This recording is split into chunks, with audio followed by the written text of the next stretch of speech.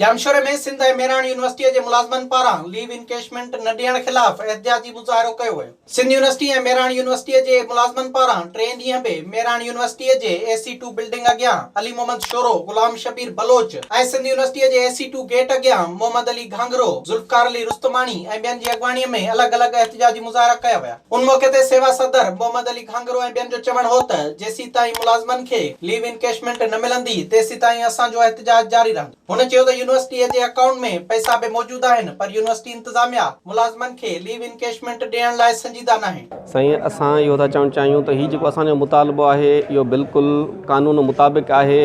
Syndicate असांजो कानून साज़ यूनिवर्सिटी जो इदारो आहे जंहिं मां असांजी लीव इनकेशमेंट मंज़ूर थियल आहे। हर साल असांखे हिननि ॾींहंनि में ॾिनी वेंदी आहे। हीअ असांजो महिनत जो उजूरो आहे, हीअ असांजे मोकल जो उजूरो आहे जेको असांखे लीव इनकेशमेंट जी सूरत में ॾिनो वेंदो आहे। असांजा ग़रीब मुलाज़िम 12 महीना पूरा इंतज़ारु कंदा आहिनि हिन ॾींहंनि जो त जीअं ही ॾींहं अचनि त असीं पंहिंजो मोकलनि जो उजूरो खणी ऐं पंहिंजे बचनि जो गुज़र करे सघूं। लेकिन अलाए छो असांखे सम्झ में नथो अचे त मेराण यूनिवर्सिटी इंतज़ामिया हिन में टाल मटोल करे रही आहे। लीव इनकेशमेंट जेको असांजो बुनियादी हक़ आहे, जेका असांजे सिंडिकेटुनि मां मंज़ूर थियल आहे, असांजे कोडनि में लिखियल आहे, हर साल असांखे मिलंदी आहे।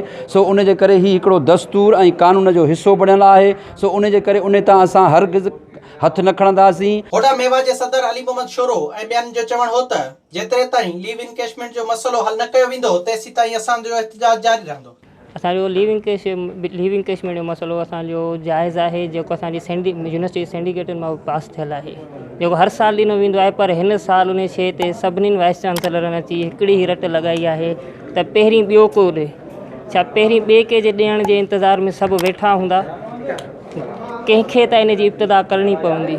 हीअ जेके समय मुलाज़िम रोज़ कोरोना जहिड़े वायरस जी वबा में ते अची गॾु था थियनि, सुभाणे इन्हनि खे जे करे अलाह न करे को वायरस थो लॻी वञे या को मसइलो थो थिए, वरी इहे पंहिंजे घरनि ॾांहुं था वञनि, उते उहे साॻी शइ अगरि फैले थी त उन जो ज़िम्मेवार हिन वबा में केरु हूंदो?